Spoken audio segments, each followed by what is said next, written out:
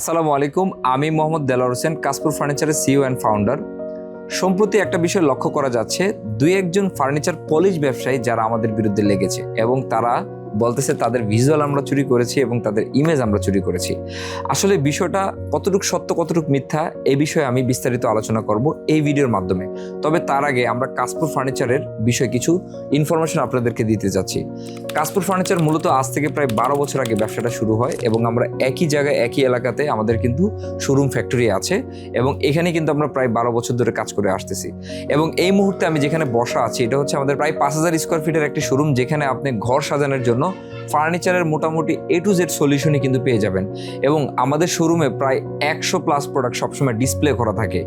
এই প্রোডাক্টের প্রায় 90% প্রোডাক্টই কিন্তু আমাদের নিজস্ব ফ্যাক্টরিতে উৎপাদন করা হয়। দর্শক, এই পুরো সিস্টেমটা চালানোর জন্য যেই লোকবলের প্রয়োজন, অর্থাৎ কাস্টমার সাপোর্ট সিস্টেম, সেটার জন্য কিন্তু আমাদের নিজস্ব আলাদা একটা কল সেন্টারও আছে, যেখানে 30+ আমাদের এমপ্লয়ি আছে যারা হচ্ছে আপনাদেরকে 24/7 সাপোর্ট দিচ্ছে।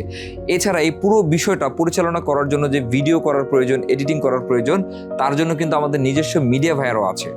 তো দর্শক, এত কিছু থাকা সত্ত্বে আসলে কি আমাদের ইমেজ বা কারো ভিজুয়াল চুরি করার কথা? আসুন আমরা আরও একটু ডিপ ডাউনে যাই।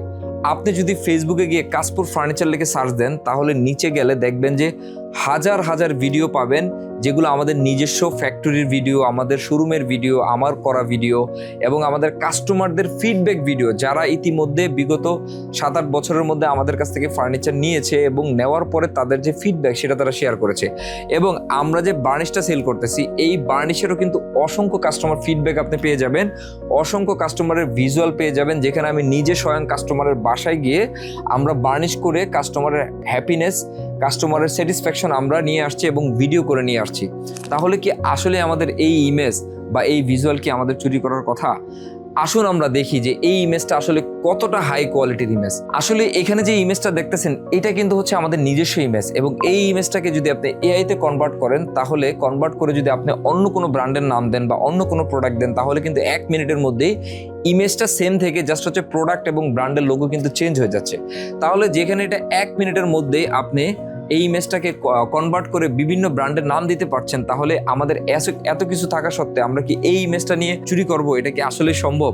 আশা করি আপনারা দর্শক বুঝতে পেরেছেন আসলে কোন জায়গার মধ্যে ভেজাল আছে। তো তারপরও আমি একটা কথা বলবো যে ব্যবসায়ী ভাইয়েরা, আপনারা ব্যবসা করেন, যদি আপনাদের কোনো অভিযোগ থাকে সরাসরি আমাদের সাথে আসেন, দেখা করেন, চা খেয়ে আমাদেরকে দেখান।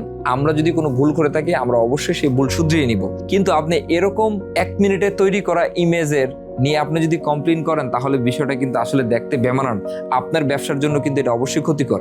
কাশপুর ফার্নিচার দীর্ঘ 12 বছর ধরে ব্যবসা করে আসতেছে এবং এত বড় সাম্রাজ্য কিন্তু তৈরি করেছি।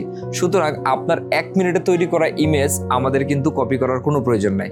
আশা করি বুঝতে পেরেছেন দর্শক, এবং তারপরও যদি আমাদের কোনো ভুল থাকে আমাদেরকে জানাবেন, আমরা অবশ্যই কথা বলে সমাধান করার চেষ্টা করব।